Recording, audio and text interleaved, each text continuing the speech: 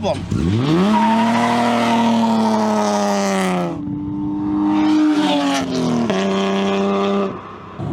Yep, I did it again. I ended up buying another vehicle. Of course, it's a BMW. Does it run and drive? Sort of. I guess technically I'm driving it and technically it runs, but it's a little bit rough around the edges, which is okay. So bear with me if you can't hear me. I am going to need to yell because these cars generally don't have any sound deadening and creature comforts are non-existent. This lovely vehicle that we're driving is my new to me 1987 325 ES. Not an I, not an E, not an IS, it's an ES. The ES was kind of a weird one. They ended up having an economical vehicle like my red one, which was a 325E, and then for whatever reason they felt, oh, our economy vehicle is not sporty enough, so they made an S and they made it sporty and they did small things, and I think it was a rear sway bar and stiffened it, and they did a few things and made it a little bit better, but you still had the same 4,500, 4,700 roughly red line and not a lot of power. So the E and the ES, 122 horsepower roughly, but this one here has been swapped with a late model 325i engine. Not only does it have a significant bump in power, so okay, maybe not significant, but 50 horsepower was a lot back then. It has a 535i manual transmission. It has a 535i clutch, single mass flywheel, and a 410 rear LSD. Now, why an LSD? Because sliding these things around is fun.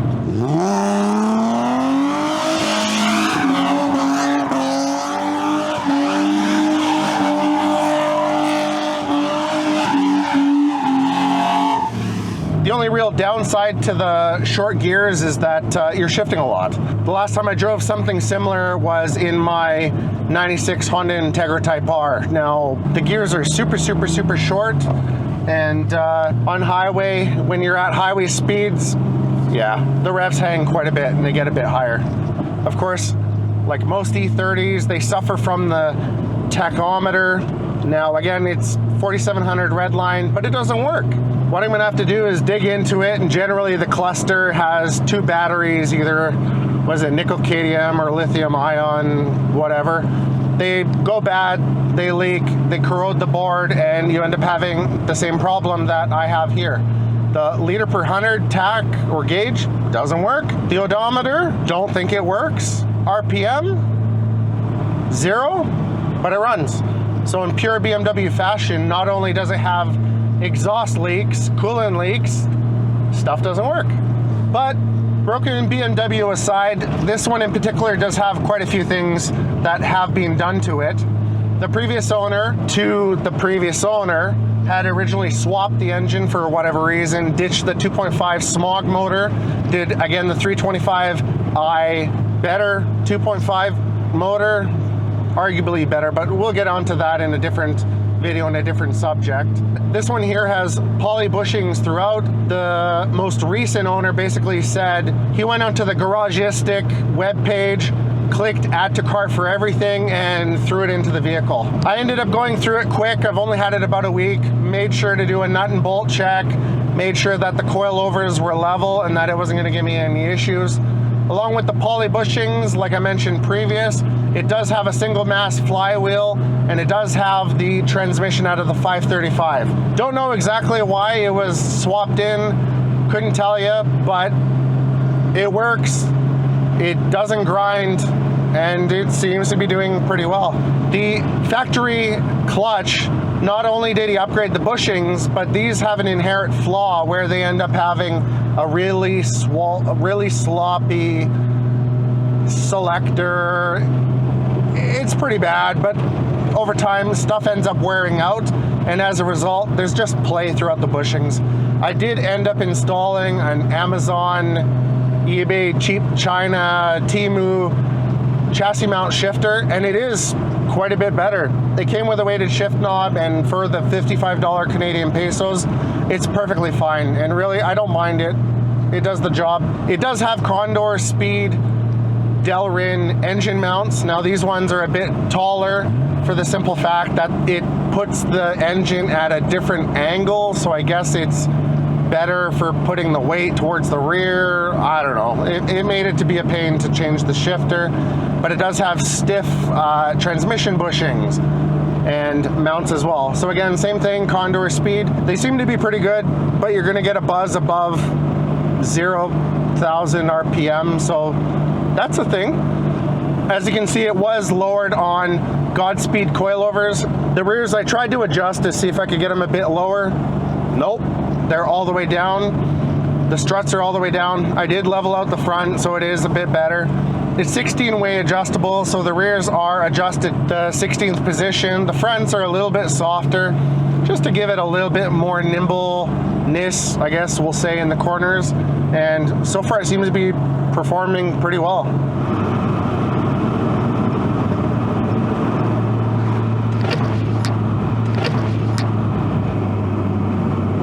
I think I cracked the oil pan.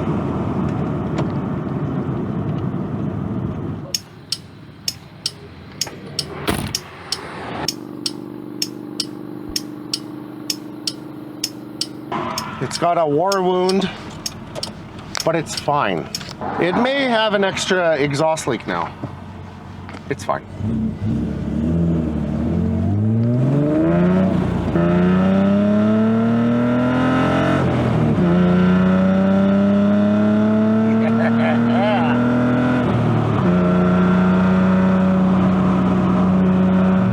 If you see something pouring from underneath my car, let me know, please. I'm sure a lot of you are wondering what the purpose of this vehicle is. I haven't completely confirmed that.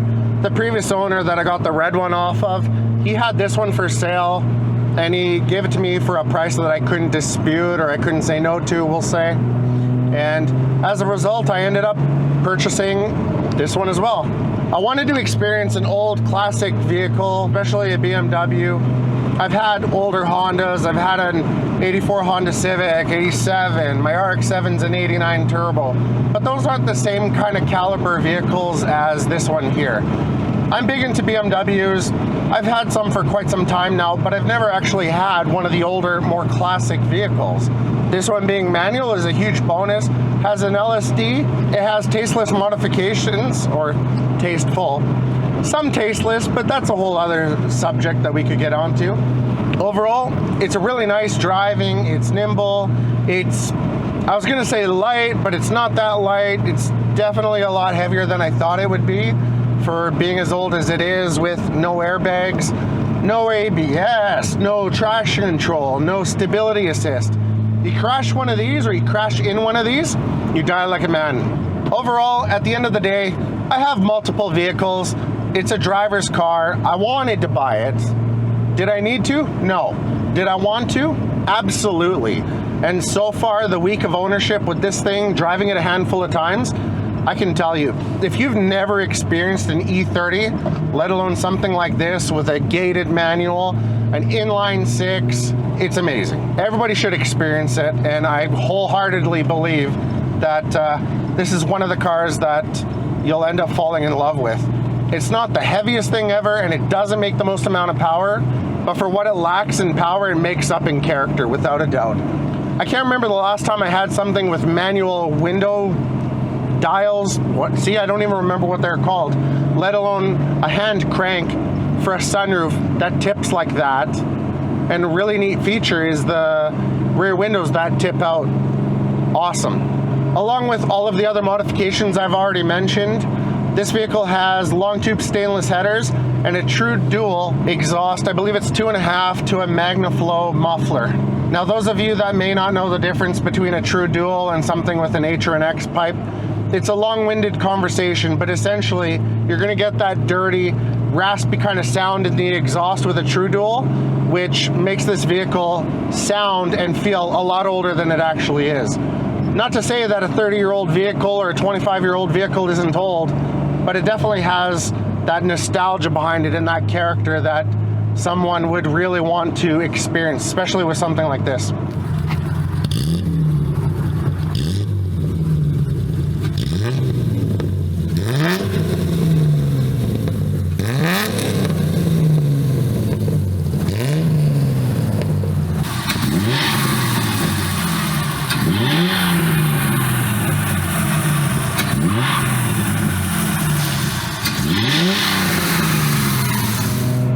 guess while we're on the subject of tasteful mods, some people might not like the headlight intake, but I've always told myself if I get an E30, I'm gonna put a headlight intake duct in.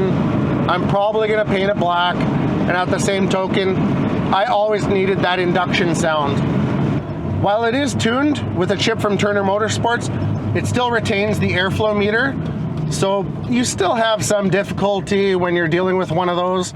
I had Taylor 3D print out of, I think it's nylon and carbon fiber, an adapter so that we could use a cone filter, and you know what, the induction noise is pretty good, and I don't think I'm gonna complain.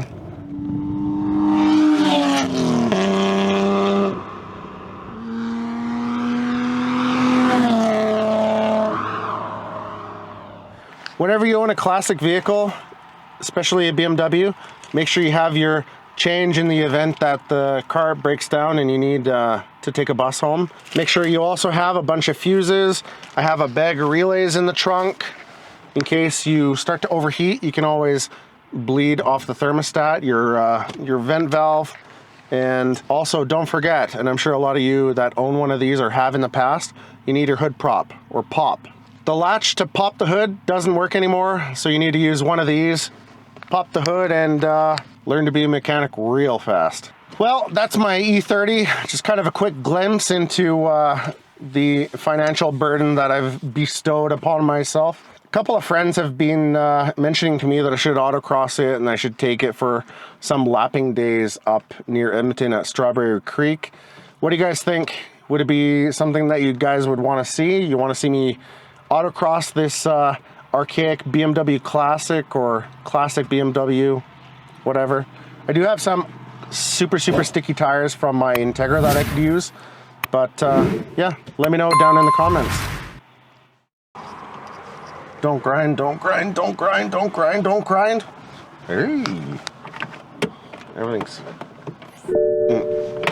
manual. I don't want to crank it with too much force, I'll snap it off. No comfort access, peasant key. Stop. No.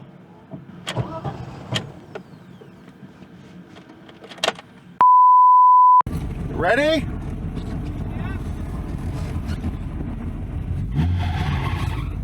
Car's not ready.